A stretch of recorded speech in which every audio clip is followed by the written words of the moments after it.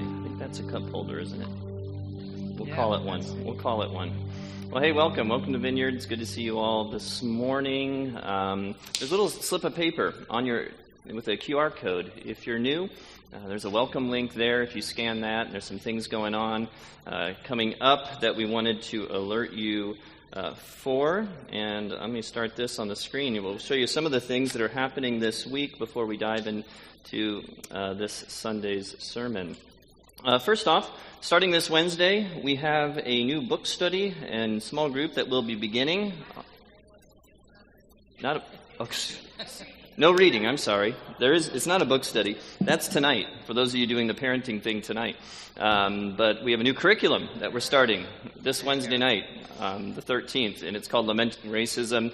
We've been talking about this for the last month or so, and that starts this Wednesday night. And you still have time to get signed up.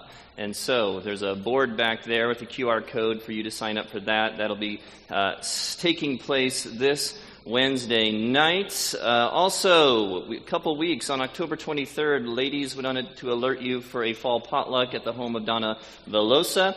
And so that's going on from 10 a.m. to 12 p.m.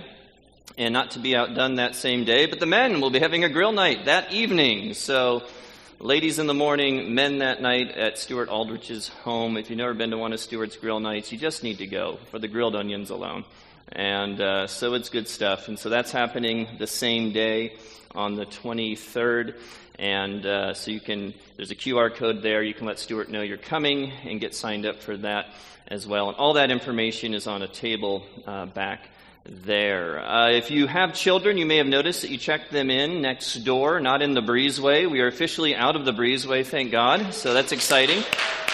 And we have moved into the brick building next door. And so if you haven't checked it out yet, it is a total work in progress. But let me tell you, it is so much better than it was 1 week ago at this moment. So much better. And there's a working bathroom now downstairs, so you won't see the children coming up here to use these restrooms during service.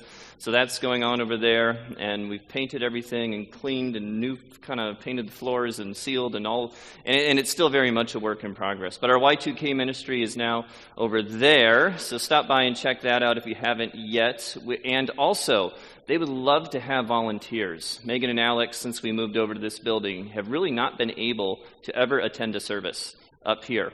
And so they would love to have a few volunteers so that they can actually be a part of our gatherings, because they're spending every Sunday, bless their hearts, with our children and youth out in the breezeway. They've been doing a fabulous job out there and now in this new building. And so talk to one of them, and they would love to kind of bolster their volunteer base for our kids ministry. And also, I think there's a kids' night in happening this Friday night. I don't have a graphic for that, but there's information on the table back there. And so parents, that'll be at the home of the Marin's home, I believe. And that's an opportunity for you to leave your children for a few hours and do what you need to do, and have fun, do whatever, and make a donation as well. And that would be wonderful. So that's happening this Friday night. All right, I think that's about all that I was supposed to or intending on talking about before getting into today's teaching. About a month before, we all started looking for creative places to buy toilet paper. And about a month before, we got really familiar with terms like social distancing and figured out what Zoom was. This is back in about February 2020. We bought that LCD, 60-inch LCD TV right there. We bought that back in February, I believe, of 2020. And you may remember at our previous location at Whitcomb High School, we bought it because we were sitting at that time in a circle. You remember this? And we had the stage right in the middle, and so we had a screen up front like that, but we needed a way to display lyrics and slides in the back of the room for people sitting on one end. And so we went out and we purchased that in the winter of 2020. Now, if you know anything about me, I traditionally over-research major purchases. Anybody like that? I have a subscription to Consumer Reports. Do you have one? Anyone else have a subscription to a monthly subscription to Consumer Reports, including the app on my phone, and have been known to routinely peruse, even though I'm not buying something, just to look at something. Like, what is the best dishwasher this year? I want to know, even though we don't need one. I am that person, and some of you I'm seeing are like, yes, that is me, my spouse, my friend, I know that person. And so I love comparison shopping. My wife knows this about me. I love finding a great deal. And when I find a great deal, man, it gets me charged, especially if it's something that's getting a really good rating on Consumer Reports. And so that's what I did for this particular 60-inch LCD TV. And so that, for me, this TV on the stage represents hours of over-researching and looking for good deals. It represents the satisfaction that I found when I finally found the deal back in the winter of 2020. It represents a drive that I made, which was probably a little too far, but I was willing to drive a little too far so I could pick up this particular TV and get that particular deal so it would facilitate our services. And so you can imagine the excitement that first Sunday back in the winter of 2020 when that TV went back at Whitcomb High School in the back of the room, and I stood on this carpet circle and I could see my slides that way. I didn't have to look that way, and I could see the lyrics and I could see all of that. It gave me such great pleasure. It was great. And it was great for about 3 or 4 weeks. You may remember. It was great because that was like 3 or 4 weeks before the world changed, right? And that was before the surreal Sunday when all of our gatherings and services like this suddenly went online overnight. And when we finally figured out that, remember this moment? When the then vice president stood before us, held up a paper that said, "Hey guys, it's just going to be 15 days to slow the spread." And we believed him. And we were like, yeah, we'll all be back at church in like 2.5 weeks or something like that. It was back then, and it may go a little longer, like 15 months or so. And when the weeks turned into months, and the prospect of meeting in person like this seemed to kind of fade, that TV went in our ministry center. We took it over to the ministry center, and there it sat for well over a year, darkened, unused, having been used about 3 or 4 times, and it just sat in our ministry center for well over a year. But then, on Easter Sunday this year, we started meeting in this room. We started gathering in person again. So guess what, like the first thing I did was, when I knew we were going to be meeting in here, I went to the ministry center and loaded my 60-inch LCD TV into our car, and I brought it back here, and I carried it all the way up here. And it was like, for me, it was like a return to glory. It was like we were back, and the TV was back, and it was like everything was great again. And that was until this happened. How many of you have seen that before? Yeah, about a month ago. After service, you had all left. I was in here by myself. Well, sort of. The only adult in the room. And that TV, you may remember, was right back there. And I was moving it to its spot that we've been storing it in, which is in that corner there. And I had carried it on the stand and taken it over there. And there may have been a few of our children running around the stage at that same. One of them may have even been one of my own children. We'll just call that child H. And so as I'm right over there in that corner setting this, they're running across the stage.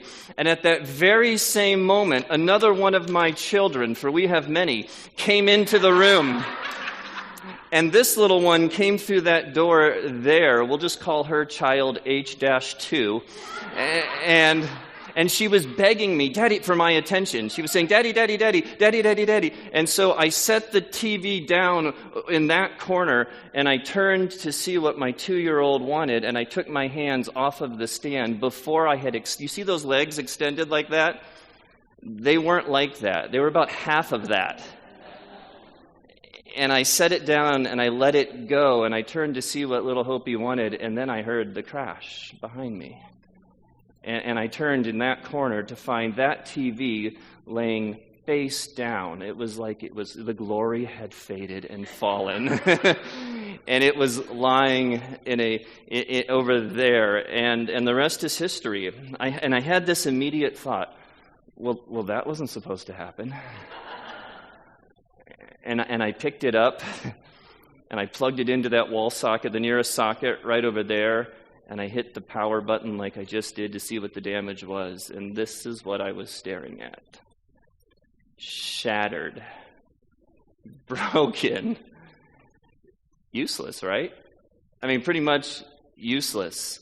Destroyed. Not what it used to be. And so my second thought after, well, that wasn't supposed to happen, my second thought was, what an absolute waste of money, of my time, of hours and hours of researching to find the good deal, of gas to go pick that up. When I drove a little bit further than I probably should have to pick it up, I thought, what an absolute waste of time. And what did I have to show for it? Nothing.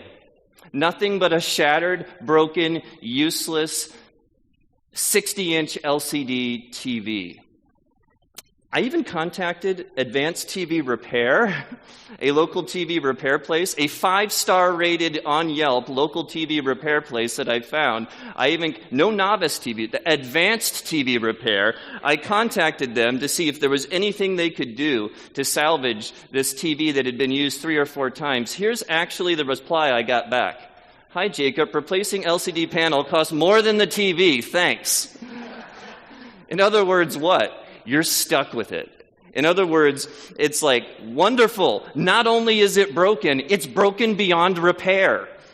And so I was like, what a wonderful day. And so, as stubbornly optimistic as I can be, when I received this back from the owner of Advanced TV Repair, and if you know anything, I'm ever looking for metaphors and teachable moments. I said to myself, this TV is not done yet. It may be beyond repair, but it is not beyond redemption. Someday, I said to myself, this TV is going to be a teaching prop for a sermon that's going to speak a fresh word of hope and redemption to someone in our community that needs to hear it. And friends, this is that day. That TV is there. Broken as it may be, I'm using it, and I'm redeeming it. Because maybe for someone in the room, you feel like this TV is a metaphor of your existence right now. Maybe for someone in the room, you know weeks or days or months or years that feel shattered and feel broken beyond repair. And so today I want to talk a little bit about shattered expectations. I want to talk a little bit about those "are you kidding me" moments. You know what I'm talking about? Those "are you kidding me" texts, "are you kidding me" emails, conferences, parent-teacher conferences, Thanksgiving dinners, those moments when it all seems to come crashing to the floor. And when it seems, when like what seemed at one moment to be so clear, all of a sudden it's not. It's like this, and where you're actually maybe even told by someone, you know what, that's beyond repair. And where you have this thought, well, that wasn't supposed to happen. So what do I do now? Can anybody relate in the room? If that in any way is you, or if you have that friend, then today and next Sunday, I want you to clue in, and I want you to get that person here. This is what we're going to be talking about, because we're going to ask today for a fresh word of hope and a fresh word of redemption in the midst of the brokenness.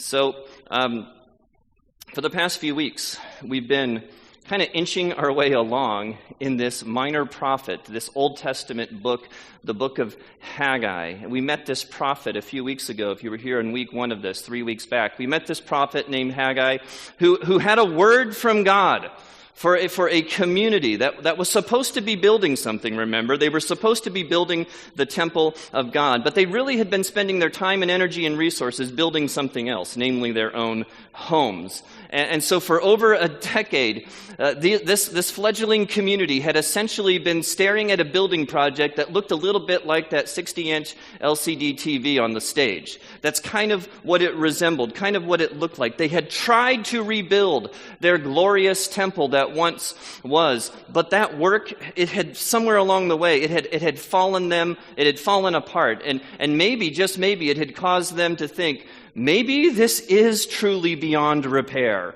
Maybe we can't or shouldn't be doing this. And so Haggai has a word for this community. And the word that Haggai has for these people is essentially this. It's time to get your priorities in order, and it's time to get back to work.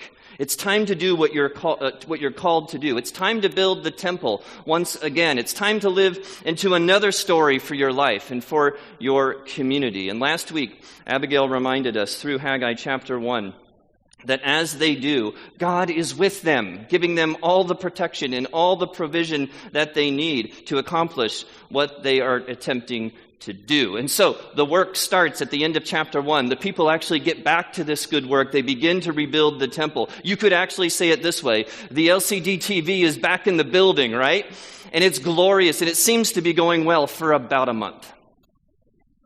And then it all comes tumbling down again. Listen to how Haggai, in Haggai chapter 2, listen to how Haggai describes the scene almost exactly 1 month after they started rebuilding. Haggai 2, verse 1 says, "On the 21st day of the 7th month, the word of the Lord came through the prophet Haggai. Speak to Zerubbabel, son of Shealtiel, governor of Judah, to Joshua, son of Jozadak, the high priest, and to the remnant of the people. Ask them, who of you is left that saw this house in its former glory? How does it look to you now? Does it not seem to you like nothing?" Now, I don't expect you to remember this from last week, but if you were paying attention to one of the finer details at the end of chapter 1 of Haggai, if we back up to the last verse of 2 verses in Haggai 1, it tells us that they began the work on the temple on the 24th day of the 6th month. And then this next chapter, chapter 2, if I go back here, it says, it's the 21st day of the 7th month, which by my count means we're about 4 weeks in. They've been working on rebuilding the temple, rebuilding the Lord's house, somewhere around 27 or 28 days. Now, interesting side note, for those of you wondering if these time stamps, if these dates and times have any significance, any spiritual or historical significance whatsoever, and for those of you who have never wondered that or are not wondering that, but are now wondering that right now, let me give you 2 interesting side notes for those of you really into dates and times, because I'm also really into dates and times, and maps, by the way. I don't know if all those things go together. Consumer Reports, dates, times, and maps. The 7th month is when all this goes down. The 7th month on the Jewish calendar is a month known as Ethanim. And for the Jewish community, the 7th month is an extremely significant month in the history of Israel, especially involving and regarding the temple. The 7th month, for the first thing I'll tell you about the 7th month. The 7th month is when the nation of Israel celebrated one of the 7 major Jewish feasts or holy days, known as the Feast of Tabernacles or the Festival of Booths. Now, I commend you to Leviticus 23. If you want to do a deep dive into the Festival of Booths or the Feast of Tabernacles, I commend Leviticus 23, the entire thing to you. You can read about it there. But here's just the Cliff Note version. We're told in verse 34 that this particular festival started on the 15th day of the 7th month. And that this particular festival went for 7 days, and at the end of those 7 days, there was what's called a Sabbath day, or a day of rest for the people. This festival, the Festival of Booths, the Feast of Tabernacles, it was all a feast of remembrance. It was remembering the 40 years in the wilderness when they lived in booths, they lived in tabernacles. And remember, God dwelled with his people inside the tabernacle for 40 years. And so this is one of the 7 major holidays. This is all after Egypt. Now we're told, if we go back to, let me see if I can go back. Seth, can you go back 2 slides for me? There we go. We'll go back one more. Here, we're told that God speaks through Haggai the prophet on the 21st day of the 7th month, which means, if you do the math, that this was on the final day of what? The festival, the Feast of Tabernacles, when they were supposed to take a Sabbath day and a day of rest. And that means that this word that's coming to them, it's coming right at the tail end of that, which means now it's time to what? Get to work. The day of rest is over. The word comes at the very end on this Sabbath day, and now it's time to work. The other thing to note about the 7th month is its connection to its connection to the temple is if you go all the way back and you read about the dedication of the first temple, you read about King Solomon's temple. Just take a guess what month the dedication of King Solomon's temple happened. And if you're thinking it's probably the 7th month, the month of Ethanim, you would be right. This 7th month, again, you find this in 1 Kings chapter 8. All Israelites came together to King Solomon at the time of the festival. Guess which festival? And when? In the month of Ethanim, the 7th month. And so every year during that feast, during that festival, it was also a time to remember this amazing, glorious temple that they had built, which for this community is now lying in ruins, right?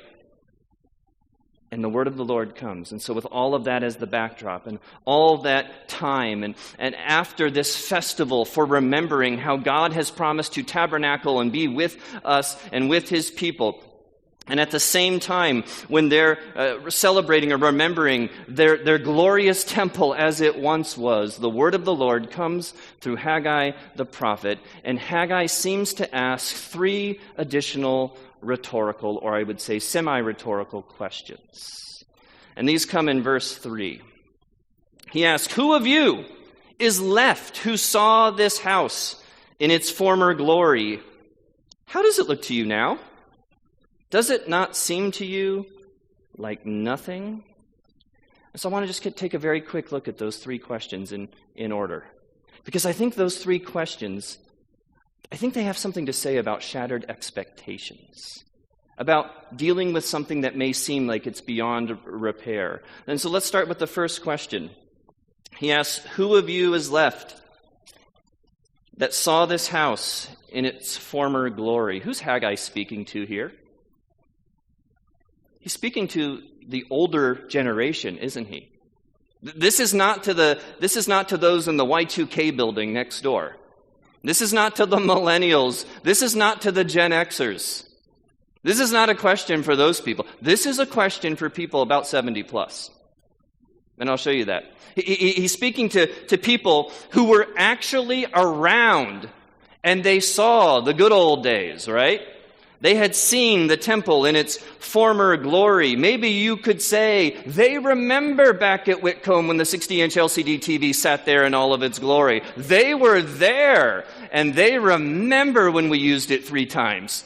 They remember those days because we're only about 66 years after the destruction of Solomon's temple, 586 BC. The Babylonians destroy Solomon's temple. We're only about 66 years removed. And so it appears that there were those who likely were 70 plus who would have had some very young, very early memory of perhaps going to that temple with their what?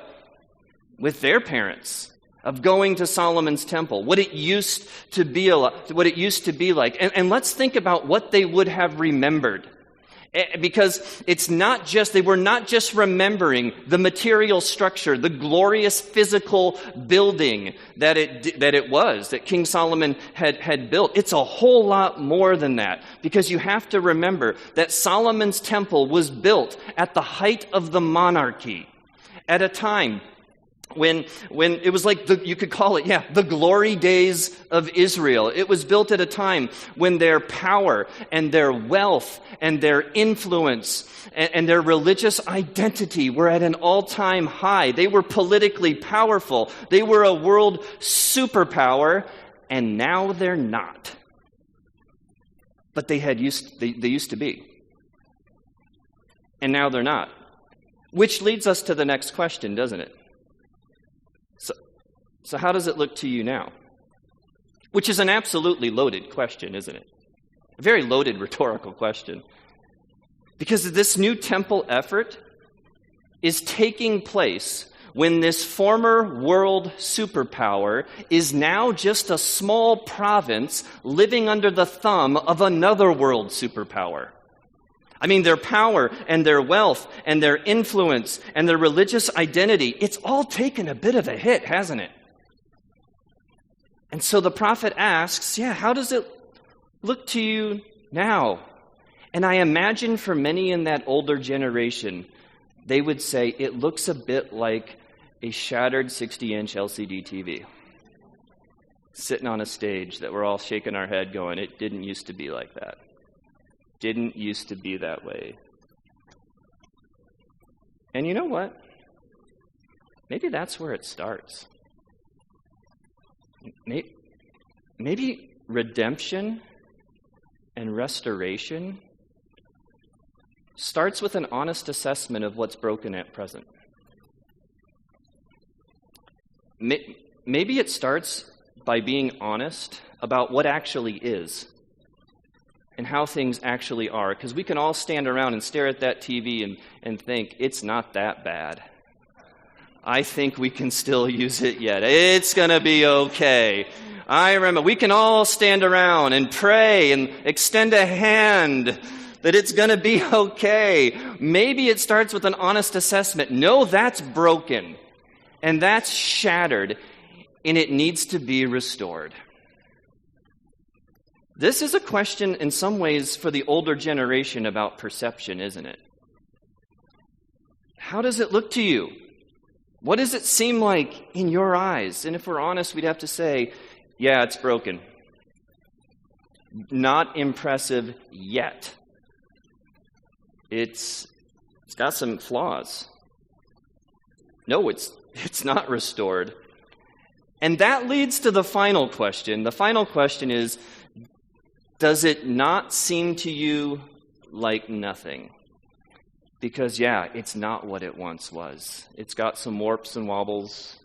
It's got some cracks and flaws. It's got some issues. There's some work to be done. And then let me say it this way. Is that TV functional? Trick question. Why? Yes. It still turns on. It's functional, yes. But is it restored? No. It's got a ways to go. It's in process, if this is a metaphor for our lives. It's in process, and sometimes the process, along the way, it can seem like you spend a lot of days going nowhere. And that can be disappointing, and that can just feel like nothing, can't it? Which is what the prophet says. Does it now seem to you like nothing? Which, let me say this. I think that is the inherent danger. That is the nature and the inherent danger of comparison. It has a way of making you and I feel like we'll never get there. Or we'll never get back to some idealized reality. Or we're just always going to be spinning, always going to be doing this. We look back at how it was, perhaps, what used to be, what was so wonderful. And it can be depressing. And we look at what is and what we see before us. And the temptation, I think, is to think like, this is just always how it's going to be, I think. And so, in the midst of a perception of reality that is not encouraging, right? For the nation. I'm now speaking to Haggai. A perception of reality that is not encouraging. In the midst of disappointment, in the midst of, that wasn't supposed to happen, this fledgling community faced a choice. And I would propose this morning that you and I face the same choice today. We can either allow our perception to cement our reality. And we can allow it just to stay the nothing that it is. Does it now seem to you like nothing? Yes. And we can allow it to stay that way. We can settle for functionality. It's functional. It works, sort of. We can take it, well, I guess it works mentality. Or we can push through with faith, and we can do some of the hard work that it might take to do, and we can hold out hope for something that could actually be even more glorious than what once was. Even better than before. Let me say it this way. It can either continue to be nothing, or you and I can work to make it something. And that's the choice they faced. And I think that's the choice we face. It can either be nothing, just nothing but shattered expectations, broken dreams, something that seems beyond repair, or we can work and do the hard work to try to make it something even more glorious, which in fact is the promise of redemption, and is what I want to spend all next week talking about. That's the next part. That's where this is going. That's what I want to talk about. Because if you're anything like me, I bet you live with a certain tension that certain aspects perhaps of your life are simply functional, but they're not restored. You're like, yeah, it's functional, it works, I guess. But it's not what I want. It's not restored. It doesn't feel healed. We live it, most of us, with something that on some level we know deep in our bones, if we're in our most honest moments of perceiving reality and doing an honest assessment of reality, we know this is not what I was created for. This is not what we were created for. This is not the way we want it to be. Maybe there's some serious and this is okay, there's some serious disappointment and disillusionment attached to that. A sense that, yeah, this is broken, this is shattered. And maybe, just maybe, someone else has even told you this is beyond repair. They told you, yeah, it costs more. It's more. It's just beyond repair. Just junk it. I wouldn't even go there. And if that is you in any way, Rainier, you can come up. If that is you in any way, then may the fresh word of hope and redemption and good news today be what Haggai says to the people in the next 2 verses. And we'll close with this. Look at his next, after this honest assessment. Where does Haggai go now? But now, be strong, Zerubbabel, declares the Lord. Be strong, Joshua, son of Jozadak, the high priest. Be strong, all you people of the land, declares the Lord, and work, for I am with you, declares the Lord Almighty. This is what I covenanted with you when you came out of Egypt, and my spirit remains among you. Do not fear. I believe the word of the Lord to this community today, to somebody today who's staring like I did a few weeks ago at a mess, staring at something that you're like, oh my God, and you're angry. Oh man, because I was angry. Those of you who found me after that moment, your children, they did not hear me say words, but they could have. Because I was hot and bothered, and I took that TV outside and I almost threw it in the dumpster and just trashed it, but I didn't. I put it in our storage. I said, someday, it will be, someday. I literally sat over it over there and I said, Jesus, redeem this somehow. I don't know how. Redeem it.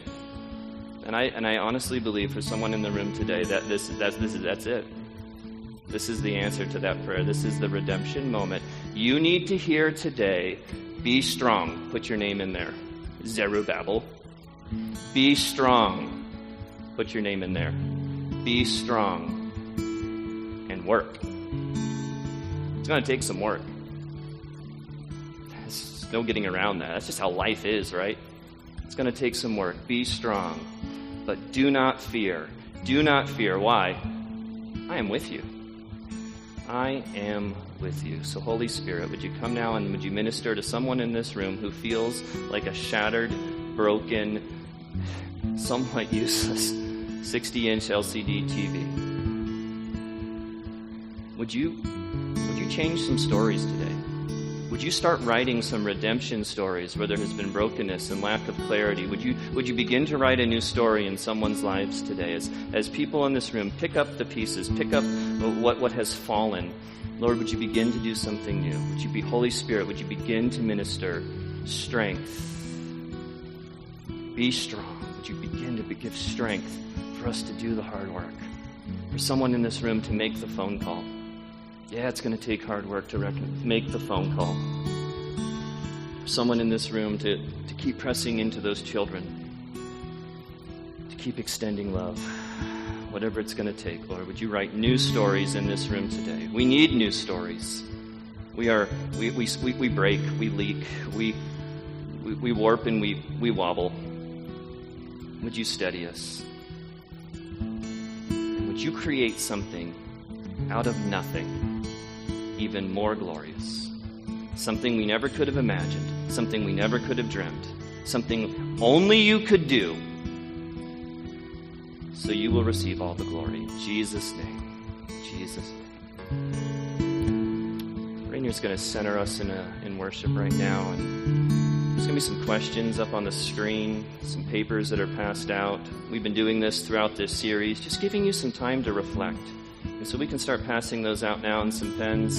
Is there anything in your life right now that seems shattered or broken beyond repair? If so, what is that? Maybe it's a relationship. Maybe it's a job. Just a dead end. Maybe it's something within you, a way of thinking, and it's broken, and you know it, and it seems beyond repair. Number 2, is there any area of your life that, it's functional? You're like, it works. It's not restored. It's not what it could be. And if so, what is that? And then finally, and I think this might be the most important thing, because here we are on the Lord's Day, this day of rest, right? For us, for Christian people, this Sabbath kind of, as it were. But what's one thing you could do this week? Don't try to do everything. Just pick one thing. What's one thing you could do this week to be strong and to work? Knowing that God is with you. So that what seems like nothing could be something more glorious. Go ahead and dream big. Because I'm still praying about a new TV. I can't wait to see the one. It's like, I literally have been praying, Lord, lead me to a new TV, even more glorious than this one, with a better deal and better Consumer Report ratings than the one I found right on stage. Tamara knows. I was in Best Buy with her, and what was I doing? I was looking at LCD TVs. I'm like, is this it, Lord? Is it? No, that's not it. Okay. We'll go another day. There will be another deal. More glorious than the first. Rainier, lead us.